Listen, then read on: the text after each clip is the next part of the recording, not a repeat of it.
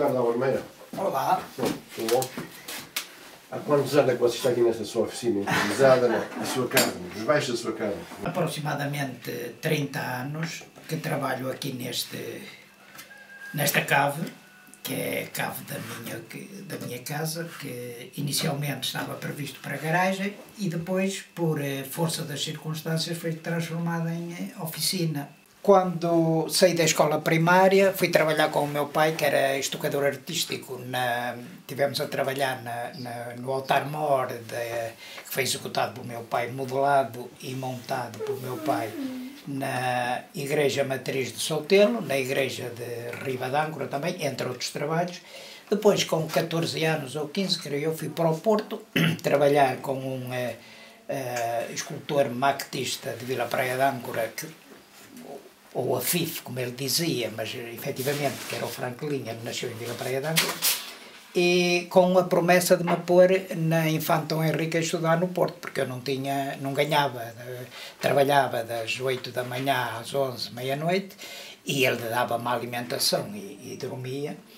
E ao fim de 2 anos, como ele não me punha a estudar, era mais interessante eu trabalhar, como é óbvio, e produzir. Fui para Lisboa, também trabalhar em maquetes com um maquetista também de Vila Praia d'Âncora, que era o Anacleto Verde, e resolvi então, porque era esse o meu objetivo, ir inscrever-me na Escola de Artes Decorativas António Arroio. A António Arroio era uma escola onde os estucadores e maquetistas iam estudar, porque tinha o curso de escultor-decorador, que mais não era do que modeladores para os tetos, para os ornatos dos tetos. O meu pai tinha estudado na Infante Dom Henrique no Porto, que era Artes Decorativas, hoje creio que é Soares do Reis, e eu então fui para Lisboa. Trabalhava de dia e estudava de noite.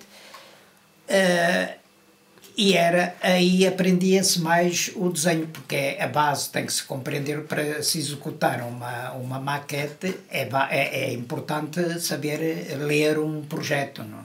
E era isso que se aprendia na António Arroio, não era bem a execução de uma maquete, isso fazia-se em paralelo, trabalhando de dia num mestre maquetista, e a escola ajudava-nos a modelar, aprendia-se a modelar, a pintar e a ler o projeto, que isso era básico. Aliás, António Arroio era o trampolim às belas artes naquele tempo. O curso de escultura decorativa dava acesso à arquitetura e à escultura nas belas artes.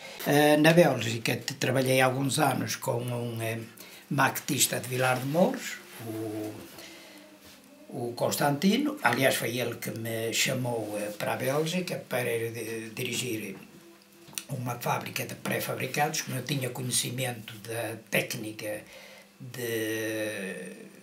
positivo e negativo, que consiste na execução de uma forma, e com o pré-fabricado em betão, isto também faz parte da minha, que é uma forma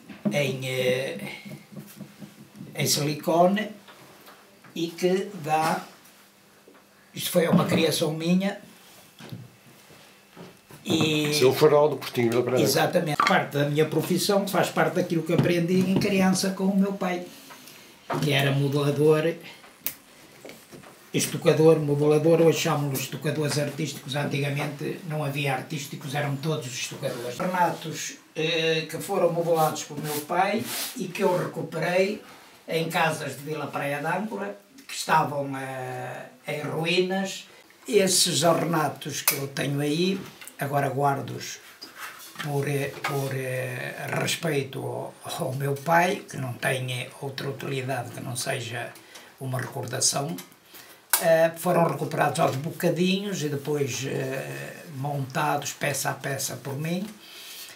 Uma dessas casas era do Dr. Queiroz, como eu já disse, e a outra era também de uma casa que entretanto foi demolida, e recuperei, aí tive a oportunidade de tirar várias fotografias aos tetos e recuperar bastantes ornatos. Portanto, isto é uma outra vertente, chamemos-lhe assim, da minha atividade. Eu enviei há 12 anos para a Câmara de Caminho uma proposta que é no sentido de escolar, chamemos assim, 2 turmas, uma de Vila Praia de Âncora, outra de Caminha, com o objetivo de lhes ensinar a recuperar por intermédio da técnica do decalque, que consiste em, com uma boneca de compote de talco, bater no objeto que se quer reproduzir, para evitar que depois o barro agarre, e com a mão, com muita paciência, vai-se avançando e decalcando o barro, até que está o objeto todo coberto de barro, extrai-se e reproduz. Eu pensava particularmente na matriz de Caminha, que há peças que vão desaparecer porque o tempo não perdoa e já há peças que não se vêem, não se consegue distinguir exatamente o que era, e é uma pena porque aquilo podia ser preservado. O que existe ainda no Salão Nobres Bombeiros Voluntários de Vila Praia de Âncora é a Renascença italiana, e houve infiltrações da chuva e houve algumas peças que ficaram deterioradas, então eu aproveitei, coloquei um andaime e com essa técnica que eu expliquei há pouco, e recuperar o teto. Mas a sua principal atividade foram as maquetes? Foi, a partir dos, digamos, 16 anos, a minha principal atividade foi as maquetes. Claro que, em paralelo, e nos patrões com quem eu trabalhei, cá em Portugal, fazíamos reproduções de obras de arte, etc. Quantas maquetes é que fez? É uma ideia na sua vida de artista? Umas centenas, para vários países do mundo. Fiz para o Kuwait, para os Emirados Árabes Unidos, fiz uma maquete na Bélgica que foi para lá, que era uma urbanização no deserto com um lago enormíssimo, e no meio do lago com uma mesquita, era típico dos Emirados Árabes. Fiz para várias, ajudei na execução da maquete da sede da União Europeia em Bruxelas, na Rue de la Loi.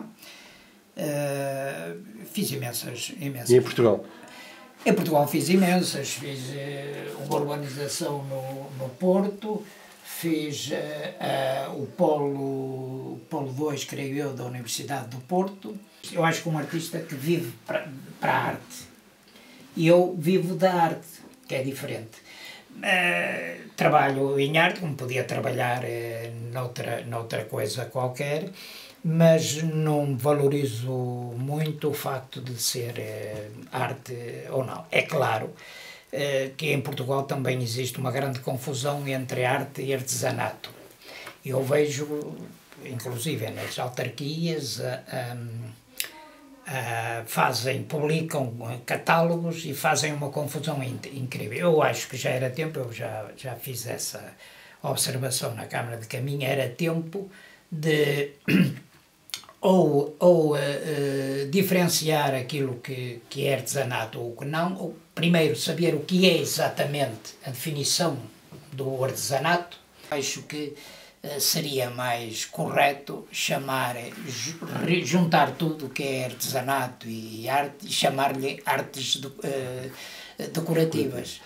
Tem que continuar a ter muitas encomendas ou agora é Não, eu já posso ficar talvez um ano que não fazia uma maquete. Porque a razão da falta de trabalho nas maquetes tem a ver primeiro com uma crise na construção, que é clara, visível e flagrante.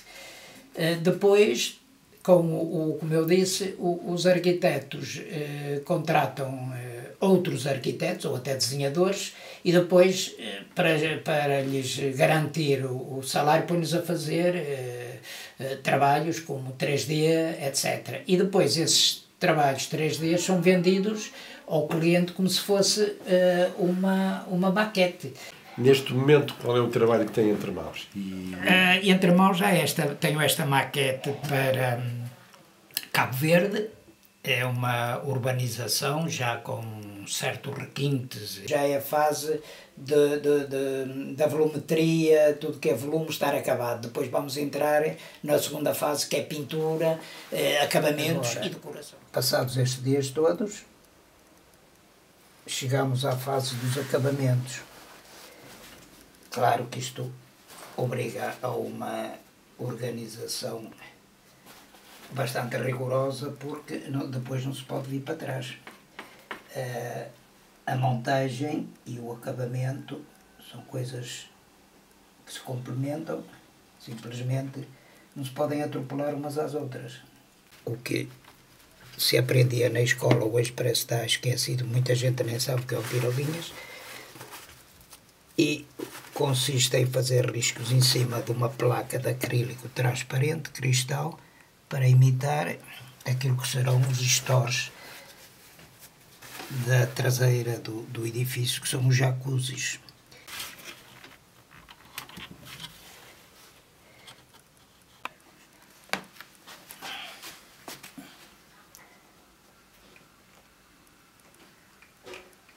Na sequência do acabamento, vamos ter aquilo que eu chamaria a cereja no topo do bolo, que é a colocação das coberturas dos telhados. Cola de contacto por toda a placa, é não trabalhar com pontos, é por linhas, porque os pontos risca de obrigar pontos de cola. Isto, como podem calcular, quando se trabalha com colas, o tempo é contado.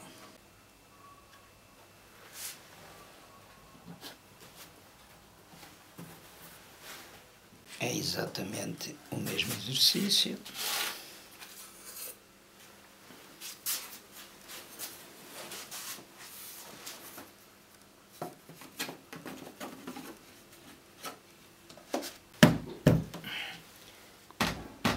Aí está. Perfeito.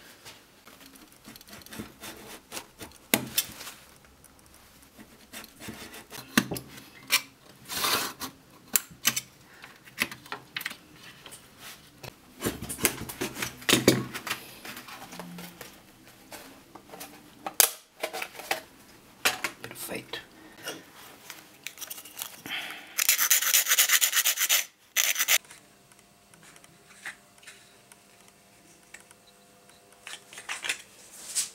Ora, terminada a fase de montagem dos edifícios, vamos colocá-los nos seus respectivos lugares e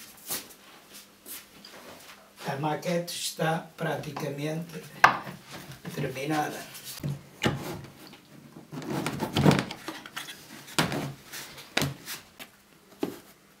As maquetes têm que ser construídas rigorosamente à escala. No caso desta, é uma maquete à escala 1/100.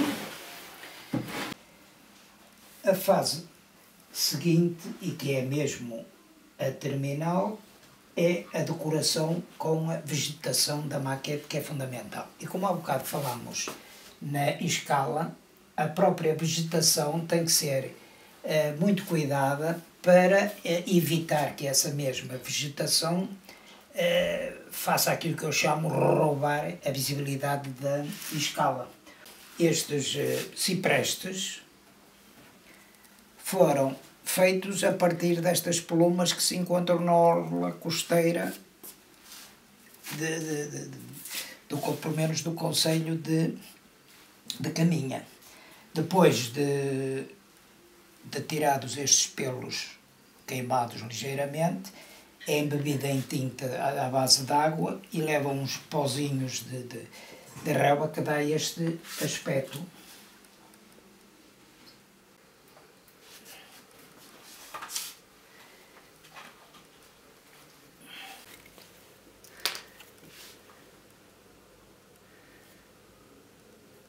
Ora, aqui está aquilo que se considera, o que eu considero a maqueta terminada e decorada, digamos assim, com a vegetação E como eu disse há bocado, há sempre da minha parte uma preocupação de não fazer a distribuição da vegetação muito simétrica, evitar o simetrismo, de maneira que nem pôr na mesma linha, a não ser, neste caso, as palmeiras que estão postas na mesma linha. De resto, há uma preocupação de evitar precisamente isso. E aqui está.